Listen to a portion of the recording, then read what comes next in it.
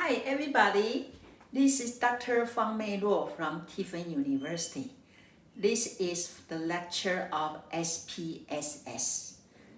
So this class mainly designed for my student from my research design class. So hi my student, but if you are not my student and you are watching this video, welcome too.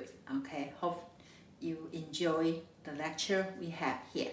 Okay, so for all my students, right now, you all have your data. Hopefully, everybody have your data ready to go. If you are not yet, don't worry. You still can continue for this lecture. Okay. So when you have data, and then your next question is, then what should I do for this data? How can I make sense my data so I can write my research paper, right? So that's your worry, right?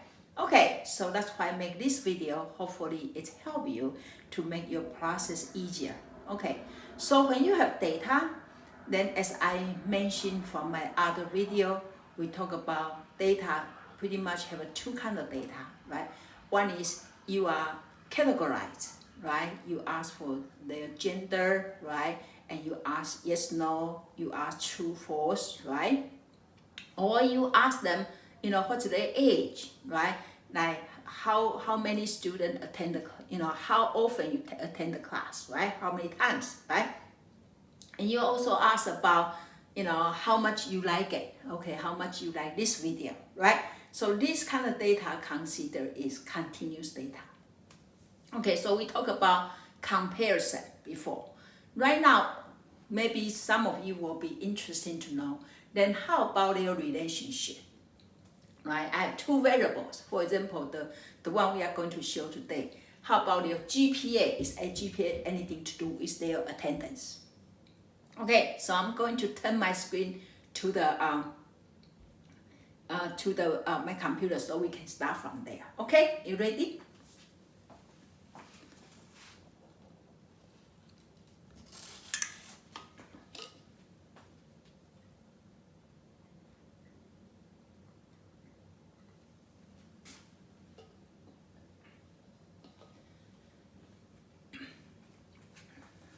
Okay, so when you are ready, let's start our lecture. Okay, so we are going to talk about how to conduct data analysis in Pearson correlation.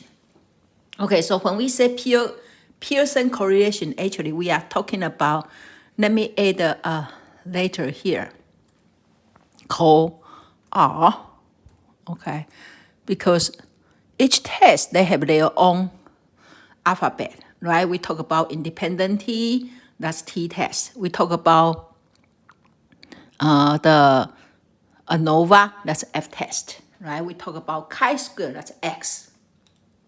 And Pearson correlation is R, okay? And then you don't have to worry about, we'll spend too much time here because actually Pearson correlation actually is a very easy test. So you may be able to finish this, watch this video faster than if you watch other video about SPSS. Okay, so when you are looking your data, right, for Pearson correlation also mainly is for scale, okay? For scale, of course, if you are ordinal data, that's another thing.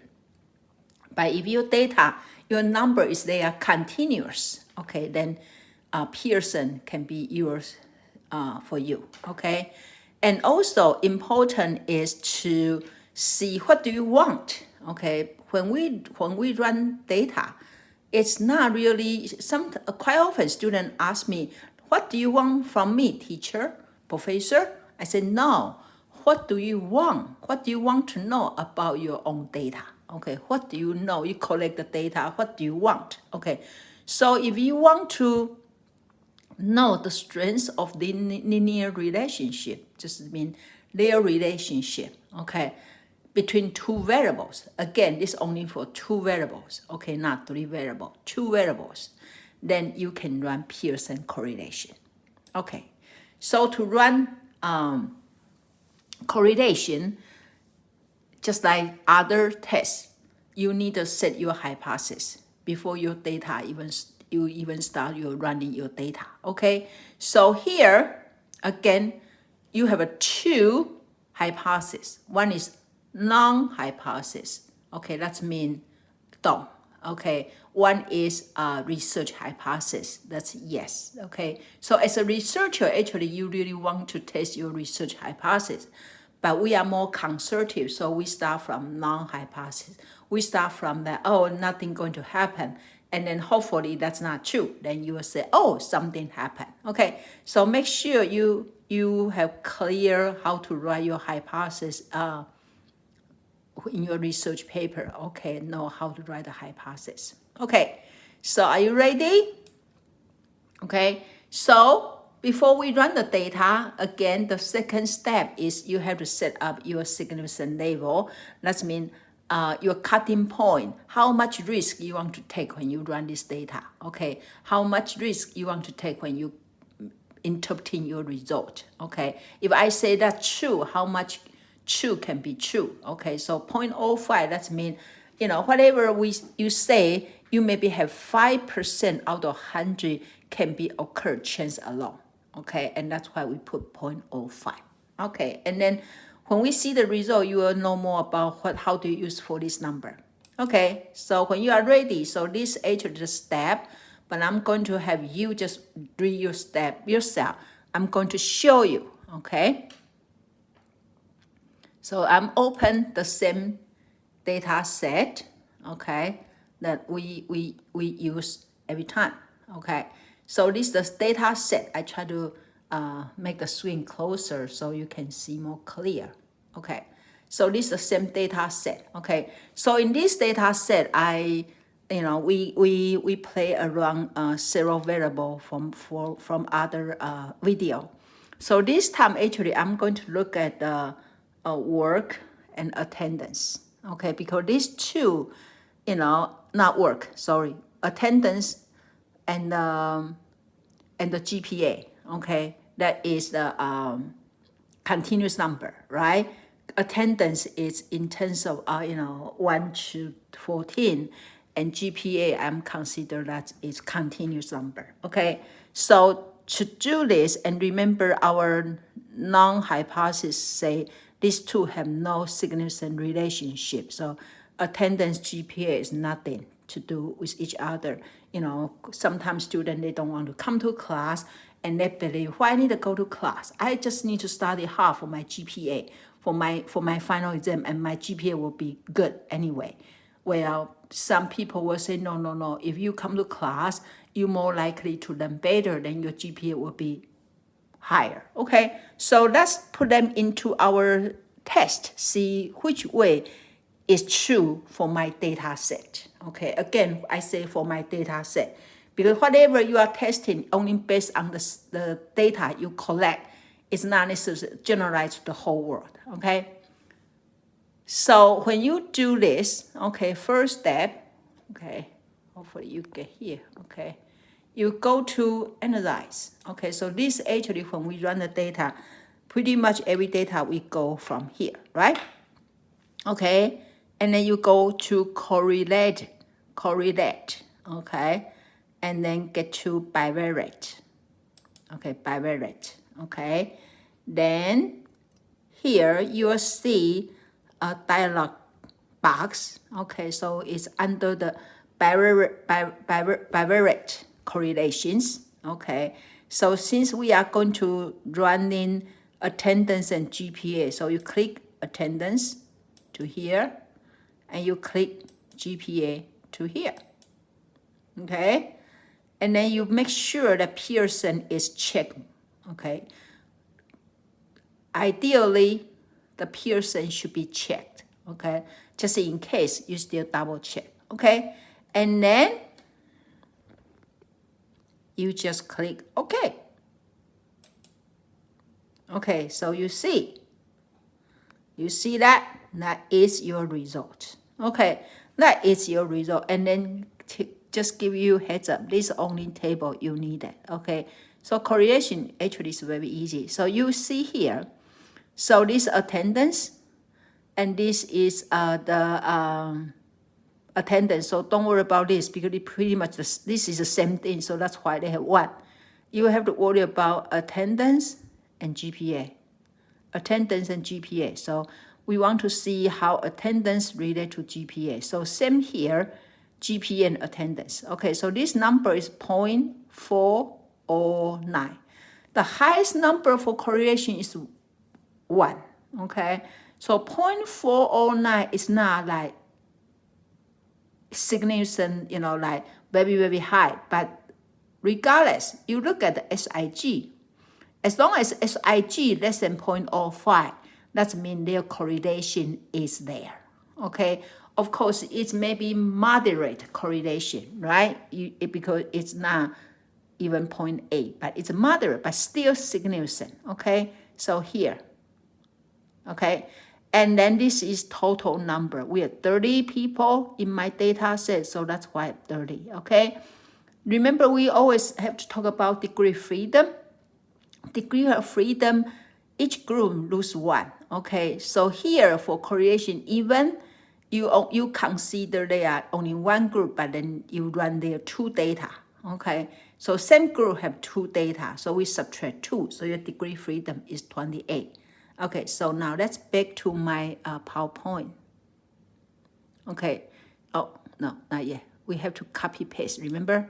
Okay, so when you see this chart, it's good, and then you say, okay, I'm going to use this for my research paper. Okay, now don't worry about create your own. You can copy paste. So click your mouse, so highlight this chart, and then right side, click your mouse, and then you say copy. Okay, then open one of the Word document from your computer, and open a Word document. Let me find my mouse. Okay. Okay, so that's a blank Word document. Okay, so I'm going to just pass. Okay, here. Okay, so you can use this. You can even here, edit here. You can write down the Pearson correlation table. Okay, and also if you use several tables in your research paper, I suggest you to label, number your tables. So you can table 1 for this, table 2 for this, table 3 for this. So then easier to organize your paper. Okay, so once you put here, then you can continue write your research. Okay, let me go back to my PowerPoint. Okay, so this is the step. Okay, we follow, and I will have this PowerPoint post in your Moodle, so you have something to follow. But anyway, so this will be your step. Okay, you report your result. Okay, then after that, what did you do? Okay, look at this number, 0.025. That means they are very, very good. They are significant, right? So you say, what you say? You say, a Pearson correlation was calculated. Examine the relationship between participants' attendance and GPA. Okay, so that is my variables, right?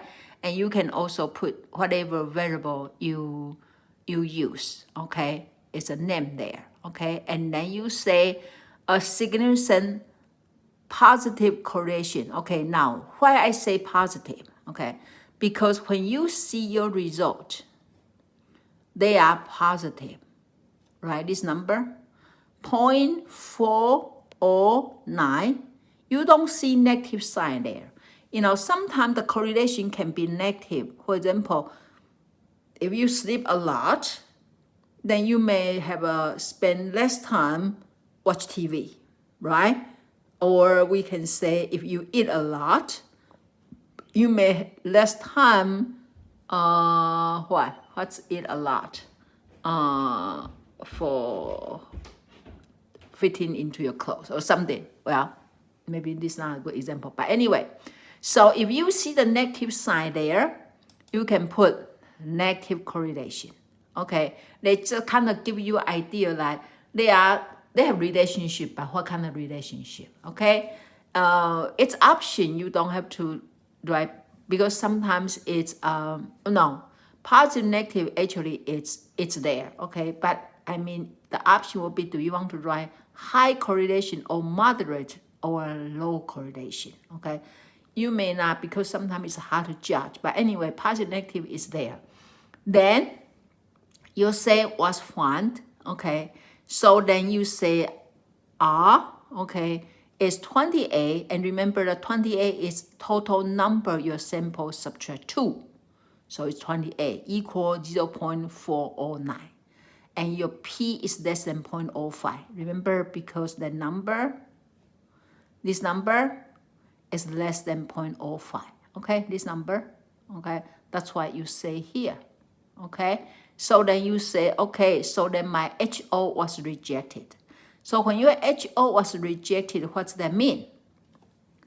Look at this hypothesis. If you reject this null hypothesis statement, that means your research hypothesis true. So that means based on my data, there is a significant correlation between your attendance and your GPA. Okay, so then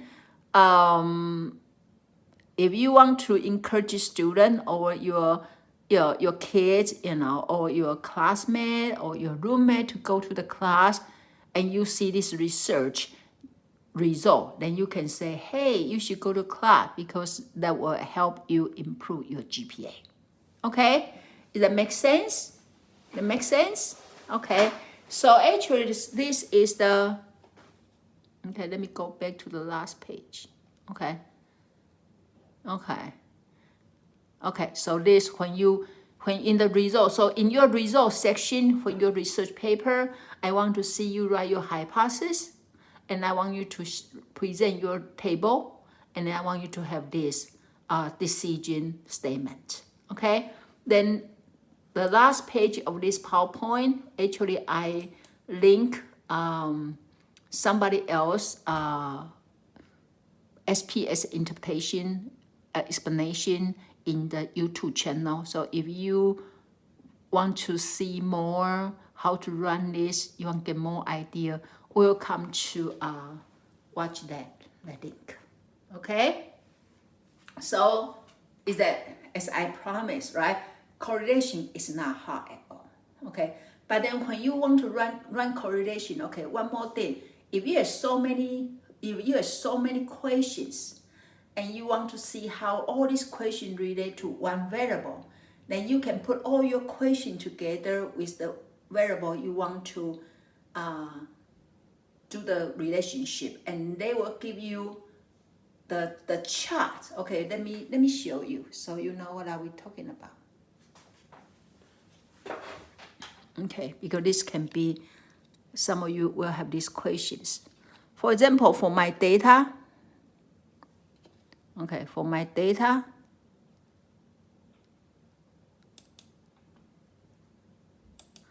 okay, so for my data, I have Q1, Q2, Q3, right?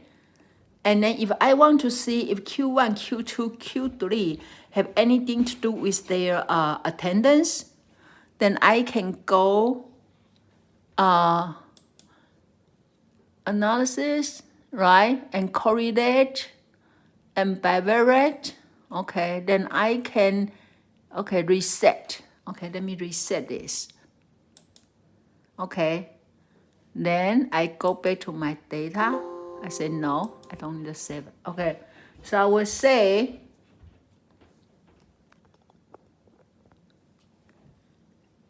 analysis, okay, correlation, bivariate. Okay, then I take out this. No, I take out GPA. Okay, and I send my question 1, question 2, and question 3, or even my total. Okay, and I say, okay, so you see this table looks like this. Let me open it in that so you can see it. Okay, so you'll see actually they also compare one by one. Okay, they compare one by one. So you can see for this, attendance is nothing to do with Q1, Q2, Q3 or total. And then also here, nothing to do with each other. But then you see total Q is something to do with Q1, Q2, Q3, okay? If that's not something you want to study, you don't worry about it, because you just try to see how attendance relate to these three questions. So this how you see how they go. You can add all your questions together, become a total number, and then correlate with another variable, or you can use one variable and compare with each of these questions and see where is correlation, where is a significant relationship located. Okay, that makes sense? So I just add this one more thing here. Maybe you will need this part. I think for a lot of you have a lot of question in your questionnaire. You can use the way I just show you to run the relationship. Okay, so if any questions, shoot me email. Otherwise, I will assume you maybe understand. Okay, so now your job is go back to the PowerPoint and use the data I post. Okay, the example here, and try to run it, see if it makes sense. Then go back to your data and see, hey, this is my data, and how can I apply? How can I use this correlation to help me find out the result for my research? Okay, so hopefully you find this video is helpful, and if you are interested, you can even subscribe, so when I post a new video, you can see it's coming. Okay, so then I'll make some more video, and then I see you next time. Bye bye.